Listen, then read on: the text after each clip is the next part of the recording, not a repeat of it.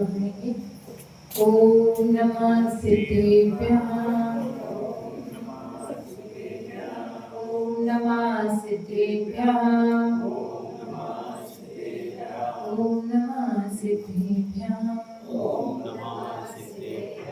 सत्त्वेषु मैत्रीं गुणेषु प्रमोदं, क्लिष्टेषु जीवेषु कृपापरितं, माध्यस्थे भावं विपरीतदत्तो सदा ममात्मा विदधातु देव।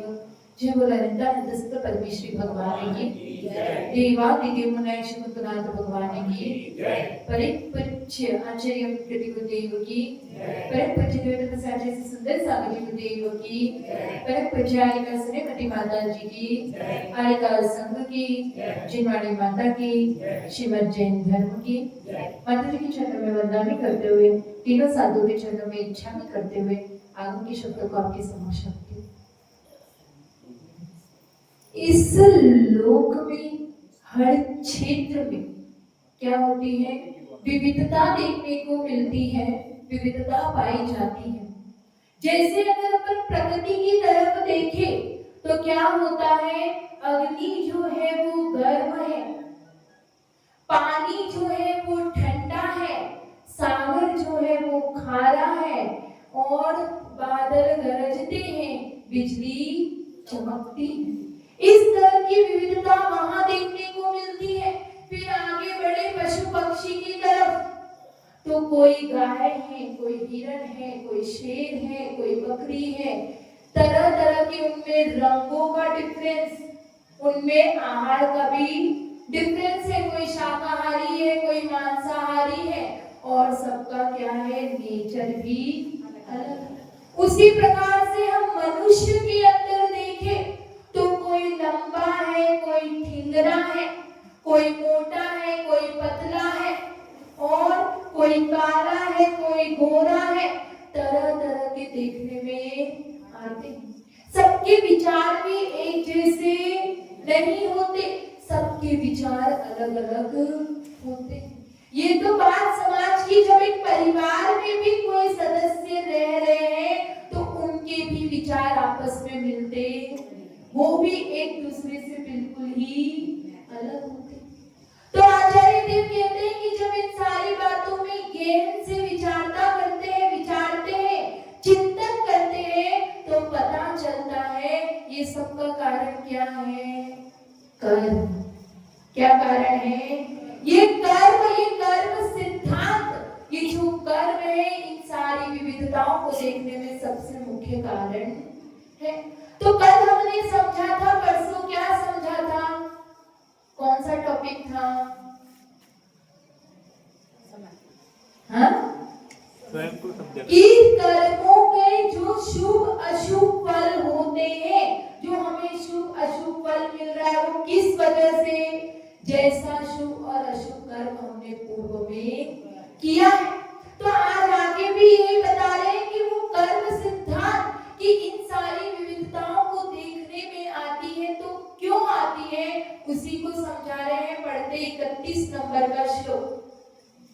निजाजितं कर्म विहाय देनो न कोऽपि कस्यापि ददाति किंचन विचारयन्नेव मनन्यमानसः परो ददाति ददाति विमुच्य शेषम्।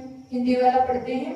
अपने कर्म शिवाय जीव को कोई न फल देता कुछ भी, पर देता है विचारित स्थिर हो चिड़ प्रमादि बुद्धि।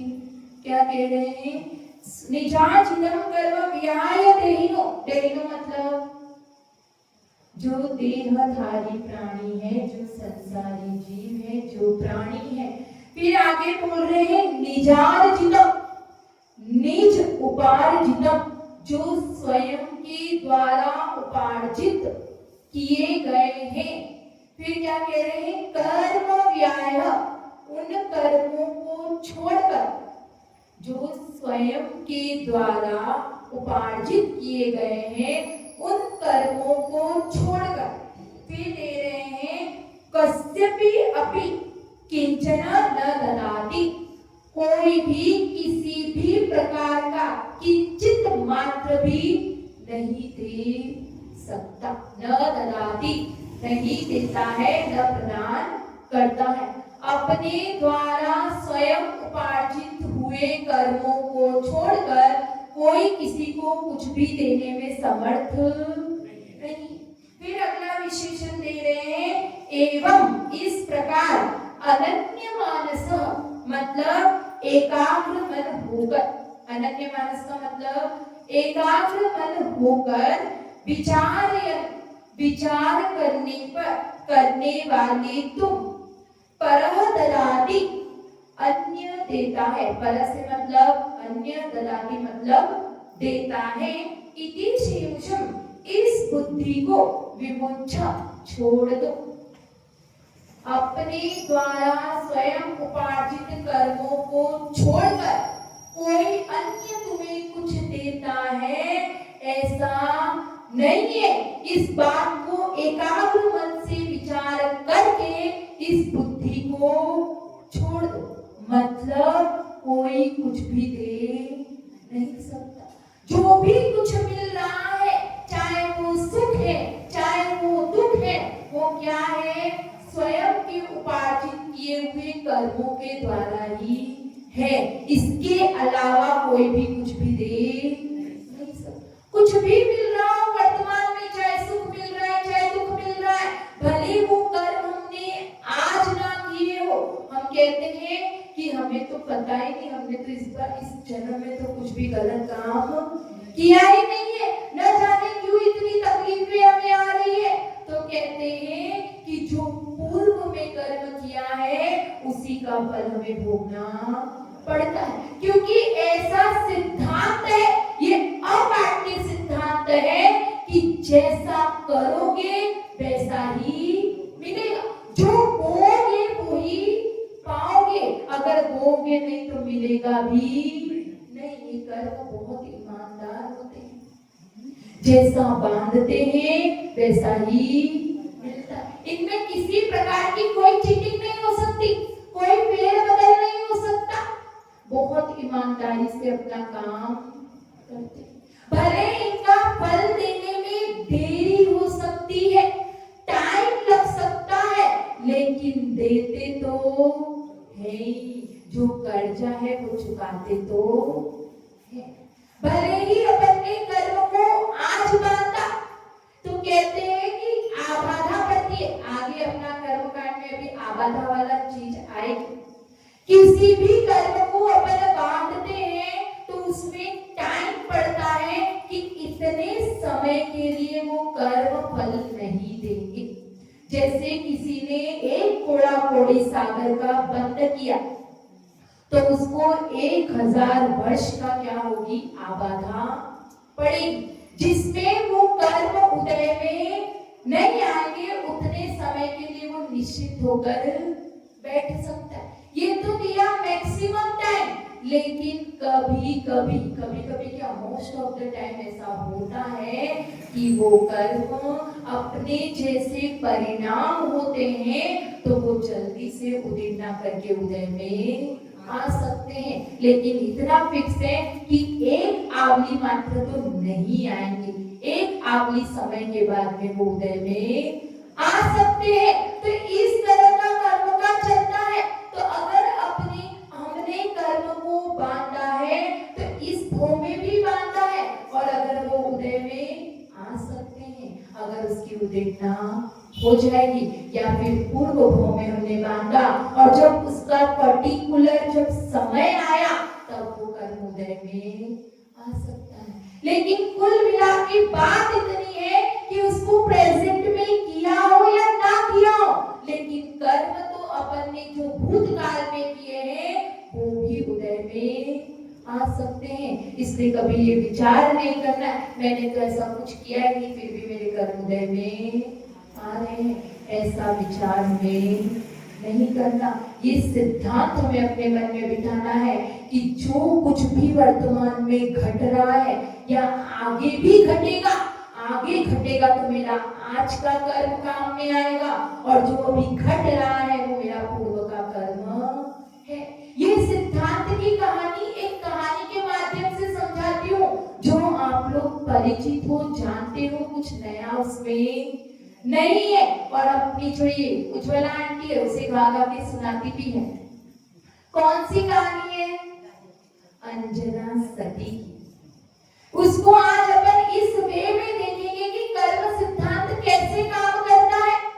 जो अंजना सती थी पूर्व पर्याय में, उसकी जो महारानी जो दूसरी थी, जो उसके सौतन, तो जो उसकी सौतन थी उससे ईर्ष्यावश, क्योंकि वो तो क्या करती थी, जिनेंद्र भगवान की आराधना पूजा करती थी, तो उसने ईर्ष्यावश उसने उस प्रतिमा को क्या किया, पिछवाड़े में रखवा, सिर्फ 22 घड़ी के लिए रखवाया था।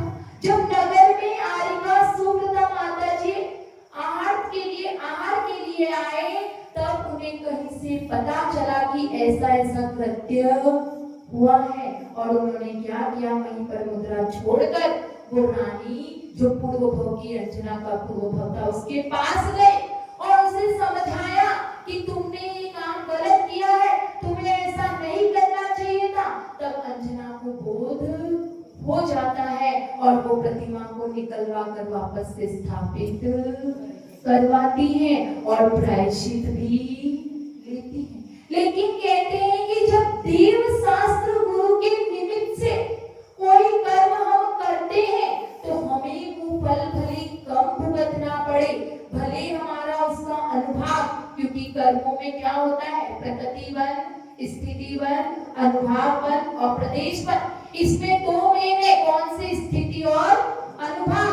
तो भले कर्म की स्थिति घट जाए, चाहे उसका अनुभाग भी घट सकता है, क्योंकि प्रायश्चित कर लो, अपना फील कर लो, गिल्टी हो जाए तो उसका अनुभाग घट सकता है। नीम से हलाहल से अपना नीम बन सकता है, कांचे बन सकता है, लेकिन फल तो भुगतना ही पड़ता है, वो हम छूट नहीं सकते। इसी प्रकार से श्रेणी का भी हुआ था, उसने गुरु के ऊपर उत्सर्ग किया था, तो वहीं पर उसको 7वें नरक की आयु का बंध हो गया। फिर जब सम्यक दर्शन के प्रताप से, तीर्थंकर प्रकृति के प्रताप से क्या हुआ, वो आयु कम हो गई, नरक भी पहला हो गया, लेकिन नरक में तो जाना ही पड़ा। उसी प्रकार से अंजना को भी वो फल तो भुगतना ही पड़ा, भले उसकी स्थिति और अनुभाग कम हो गया। इसलिए आचार्य देव कहते हैं कि कभी भी कोई भी कार्य करो, कैसा भी कृत्य करो, तो देव शास्त्र गुरु की साक्षी में मत करना। हम जो मंदिर में जाकर बैठते हैं, बातें करते हैं, चुगलियां, पूजा करने बैठे, पूजा करते करते कहां से कहां पहुंच जाते हैं। कुछ लोग तो क्या करते हैं, यहाँ पर तो इतना नहीं होता है, यहाँ पे सब अपने अपने काम से काम करके मंदिर से तो निकल जाते हैं, लेकिन ज्यादा जगह पे मोस्ट ऑफ द टाइम देखा गया है कि अभिषेक करते करते भी लोग झगड़ने लग जाते हैं, ऐसे ऐसे शब्दों का प्रयोग करते हैं कि पूछो ही। घर की चर्चा है, क्योंकि मंदिर क्यों जाते हैं मोस्ट ऑफ द लोग, कि जाएंगे तो आसपास के लोगों के घर में क्या हो रहा है वो हमें पता चल जाएगा। अगर घर में ही बैठे रहेंगे तो पता कैसे चलेगा, क्योंकि मंदिर के अलावा लोग मिलते कहाँ है, मंदिर में ही मिलते, तो सारी बातों का पता चल जाएगा। लेकिन वहां पर अगर हम चुगली, बुराई, निंदा करने बैठ गए तो वहां पे जो कर्म का बंध होगा वो कहीं पर भी छूटने वाला नहीं है। अगर बाहर कर्मों का बंद कर लोगे तो वो तो देव शास्त्र गुरु की साक्षी में छूट जाएगा, लेकिन जो देव शास्त्र गुरु की साक्षी में ही करोगे तो उसे कहां जाके छोड़ोगे। जो निंदा चुगली हम बाहर करेंगे उससे सहस्त्र गुना अगर मंदिर में या गुरु के सामने बैठ के करते तो उसका फल मिलता है, उतने कर्मों का बंध होता है। इसीलिए हमें बचना चाहिए, मंदिर में जाए, कभी कहीं शास्त्र पढ़े, गुरु के पास जाए तो हमें क्या करना चाहिए, हम शास्त्र के अलावा पूजा से रिलेटेड कुछ भी और नहीं बोलेंगे, बाकी सबका हमारा मौत। तो इसी तरीके से अंजना का हुआ। अब अंजना का वासी उसके बाद तो उसने क्या की, बहुत पूजा की, भक्ति की, आराधना की, सब कुछ वो करती थी जो एक श्रावक को करना चाहिए, पूरे 6 आवश्यकों का पालन वो करने लगी। और क्या हुआ, राजा महेंद्र के घर में राजकुमारी अंजना के रूप में जन्म हुआ। और बात कितनी सुंदर थी, उसकी नील कमल की सुंदर, उसकी नील कमल के समान उसकी सुंदर आभा थी, इतनी सुंदर थी कि उसकी किसी से भी तुलना नहीं की जा सकती। क्यों थी? क्योंकि उसने जिनेंद्र भगवान की जो पूजा भक्ति आराधना करी थी उसके बल के प्रताप से। तो राजा महेंद्र का जो दोस्त था राजा प्रहलाद, उसने उससे विवाह करने का, उसके पुत्र राजा प्रहलाद का जो पुत्र कौन है, पवनंजय, उससे विवाह करने का उसने तय कर लिया। अब यहाँ पर पवनंजय ने उसके बारे में बहुत सुना था कि इतनी सुंदर है, कितना अच्छा है, कैसी दिखती है। तो उसने क्या किया कि मैं भी उसके बारे में सुना है तो मैं एक बार जाकर देख लेता हूँ। और वो चुपके से अपने दोस्त के साथ में, दोस्त का नाम क्या होता है, प्रहस्त, क्या नाम है, प्रहस्त के साथ में जाते हैं। और वहां पर उसके जो महल होता है अंजना का, वहां पर विद्या के बल से उसके झरोखे में प्रवेश कर लेते हैं। और वहां पर वो देखते हैं कि कितनी सुंदर वो अंजना है। और उसको देखते देखते वो अपने भाग्य की क्या करने लगते हैं, सराहना करने लगते हैं, कि सोचते हैं कि मेरा कितना भाग्य है, मैं कितना पुण्यशाली हूँ कि इस सुंदरी के साथ में मेरा विवाह होने वाला है। और तभी कर्म का उदय आ जाता है। तभी वो विश्वकेशी नाम की जो सखी थी वो अंजना से कहती है कि वो राजकुमार बहुत अच्छा था, बहुत सुंदर था, तुम्हारा विवाह उसके साथ में तय होना चाहिए था। और वो लज्जा के मारे अपनी नजर नीचे करके बैठी रहती है, वो कुछ भी नहीं कहती है, ना अच्छा ना बुरा। जब वो देखता है तो उसकी आंखें की तोड़ियां चढ़ जाती है। वो कहता है कि ये उसकी तारीफ हो रही थी तब इसने कुछ भी बोला नहीं, इसका मतलब उसका मन उसमें लगा हुआ है। और वो तभी वहां से निकलकर अपने दोस्त को लेकर चले जाते हैं और ये तय करते हैं कि मैं इसके साथ में विवाह नहीं करूंगा। तभी इसको पता चलेगा और वो वहां से निकल जाते हैं। और जब घोड़ा लेके वो बहुत आगे निकल जाते हैं तो पिताजी क्या करते हैं, राजा प्रहलाद उसे रोकते हैं। वो बुलाकर कहते हैं कि तुम्हें उससे विवाह करना है। तो अब वो क्या करे, क्योंकि एक तरफ पिता की आज्ञा थी और दूसरी तरफ ये था। अब वो कुछ कह भी नहीं सकते थे, ना मना कर सकते थे और ना उससे विवाह करना चाहते थे। लेकिन फिर भी पिता की आज्ञा के वश होकर वो उससे विवाह करने को तैयार। और तभी निश्चय करते हैं कि मैं इससे विवाह तो करूंगा, लेकिन विवाह करने के बाद इसका त्याग कर दूंगा। तभी इसे अपने गलती का एहसास होगा। और जब वो विवाह करके आ जाते हैं फिर वैसा ही करते हैं, उसको पूरी तरीके से त्याग कर देते हैं, उसे अलग रहने के लिए छोड़ दिया जाता है। तो 22 घड़ी के लिए छिपाया था तो पति का 22 वर्ग का वियोग, वर्ष का वियोग सहा। फिर जब आगे बढ़े तो उनको युद्ध के लिए जाना था। और जब युद्ध के लिए जाना था तो वो युद्ध के लिए बिना मिले ही चले गए। अब रास्ते में ही पहुंचे थे मानसरोवर के तट पे।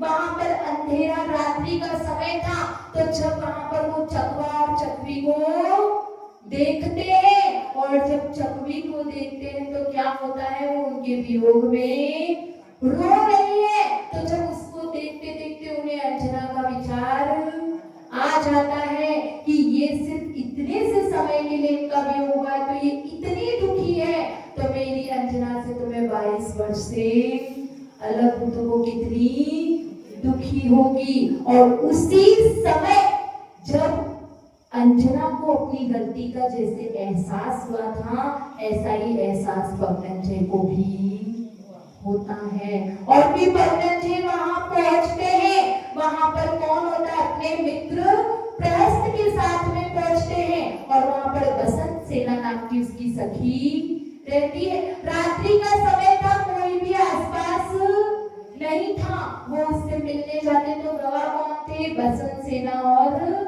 प्रहस्त। उससे मिलते हैं, अपने कृत्य की बार बार क्षमा मांगते हैं और पूरी रात्रि वहीं पर बिताते हैं और उसको अंगूठी देकर चले जाते हैं। और जब वो वहां से निकल जाते हैं, यहाँ पर पीछे क्या हो जाता है कि वो गर्भवती हो जाती है और जब ये सास को पता चलता है तो उसे तुरंत निकाल दिया जाता है। और निकाल देने के बाद में जब वो माता पिता के घर जाती है तो वहां पर भी उसे सहारा नहीं दिया जाता कि और नगर में और ढिंढोरा पिटा दिया जाता है कि कोई भी इसको आसरा नहीं दे। जब कर्म का उदय आता है तो जो अपने हैं, जिन्होंने अपने को जन्म संस्कार दिया है, वो भी हम पर विश्वास नहीं करते। उस समय कौन सी बड़ी बात थी, कोई भी मुनिराज के पास जाते और सब कुछ पता लगा लेते, कोई बड़ी बात, क्योंकि इतने अवधि ज्ञानी मुनिराज वहां पर निमित्त ज्ञानी मुनिराज थे। लेकिन जब कर्म का उदय हो तब समाधान सामने होता हुआ भी किसी को दिखता, क्योंकि जो कर्म किए उन्हें भोगना तो हमें पड़े। फिर अगर ये लोग वन में भटकते हैं, बसंत सेना और अंजना, और इधर जब किसको, पवनंजय को पता चलता है, जब लौट कर आता है तो उसे पता चलता है कि ऐसा ऐसा उसके साथ में हुआ। वो रोने लगता है और वो भी घर को छोड़ देता है। और इधर जो चरम शरीरी पवन पुत्र हनुमान, उसका जन्म यहाँ वन में होता है। एक चरम शरीरी के पुत्र की वो माँ थी जो उसी भव से क्या करने वाले थे, मोक्ष जाने वाले थे, लेकिन वो भी उसके कर्मों को भुगतने में, उसका कर्म हल्का करने में निमित्त नहीं बन पाए। वो भी उसको जो भुगतना था वो तो उसे भोगना ही पड़ा। और जब पवनंजय को पता चला तो वो जगह जगह ढूंढते हैं और ढूंढने के बाद में उसे लेकर आते हैं। और वही सास, वही पवनंजय जिसने इतने टाइम से उसका तिरस्कार किया था, उसका अपमान किया था, लेकिन जब कर्म का मंद उदय हुआ, जब पुण्य उदय आया, तो वो लोग ही उसके चरणों में गिर के क्षमा मांगते। हम होते तो क्या कहते हैं, पवनंजय ने ऐसा किया, सास केतुमती ने ऐसा किया, इसकी वजह से वैसा हुआ। लेकिन रियल में दोष किसका था, कर्म का। क्योंकि जो व्यक्ति पहले ऐसा, बाद में ऐसा कैसे, अगर वो बुरा होता तो बाद में भी बुरा रहना चाहिए था। लेकिन जब कर्म का तीव्र उदय था तब वो बुरे थे, क्योंकि कर्म हमारे थे।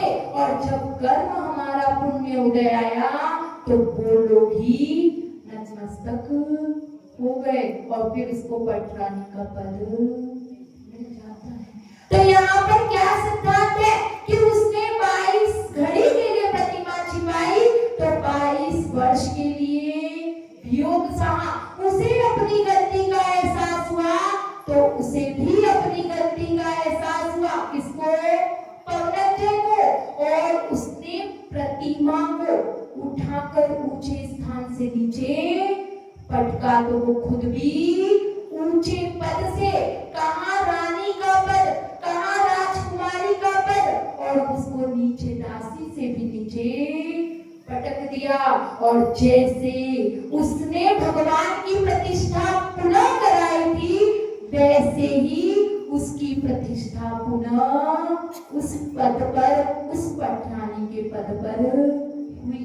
तो जैसा किया वैसा का वैसा फल उसने पाया। कुछ भी किसी ने नहीं किया, जो कुछ किया था वो उसके खुद के कर्मों ने किया था। हम व्यर्थ ही बाहर कारण ढूंढने जाते हैं। एक छोटी सी कहानी, एक सेठ था, वो क्या किया, वो अपने पास में सुई रखता था।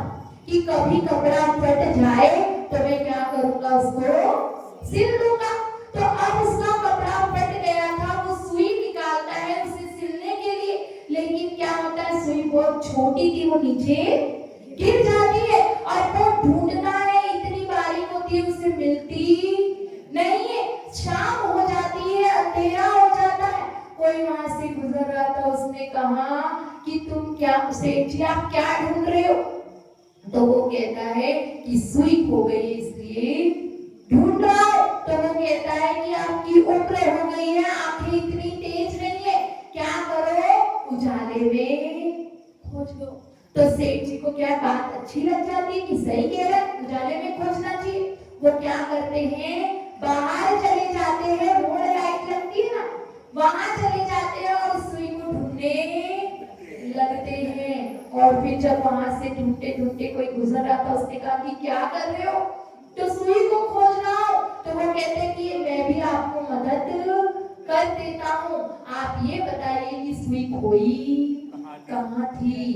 तो वो कहते हैं कि सुई तो मेरे घर के आंगन में खोई थी। तो वो व्यक्ति कहता है कि जब सुई वहां खोई थी तो आप यहाँ पर क्यों ढूंढ रहे हो? तो हम भी ऐसा ही करते हैं। क्या करते हैं कि कारण हमारे अंदर है, हम खुद स्वयं अपने सुख दुख के कारण हैं, लेकिन हम बाहर में लोगों को ढूंढते रहते हैं कि ये मेरे दुख का कारण है, ये मेरे सुख का कारण है।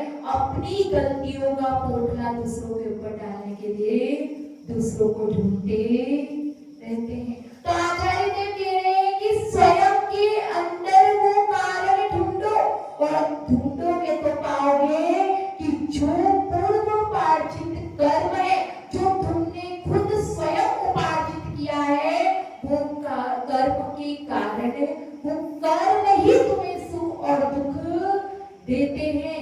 दूसरा कोई भी किसी भी प्रकार का कुछ भी देने में समर्थ नहीं है। चाहे आप सीता की कहानी ले लो, सीता ने दोष लगाया था तो खुद पर भी दोष लगा था। श्रीपाल की कहानी ले लो, उसने क्या किया, समुद्र में फिकवाया तो खुद को भी समुद्र में गिरना पड़ा, और बचाया तो वापस खुद भी बचा। उसने मुनिराज पे तलवार चलाने का प्रयास किया तो खुद को भी फांसी लगने वाली थी, और जब उसने तलवार वापस से ले ली तो उसका भी फांसी का फंदा वापस हट गया। उसने मुनिराज को क्या कहा, कोड़ी कहा, तो उसको भी कोड़ हुआ। तो जैसा उसने मुनिराज को अपशब्द कहे तो उसको भी भांड का पुत्र कहलाना पड़ा। तो यही कर्म सिद्धांत है, जैसा करोगे वैसा का वैसा भोगोगे, कोई कुछ भी इसमें कर नहीं सकता। जय भगवान जय श्री सागर जी की करेक्ट पूज्य श्रीमती माता जी की, माता जी के चरणों में वंदना भी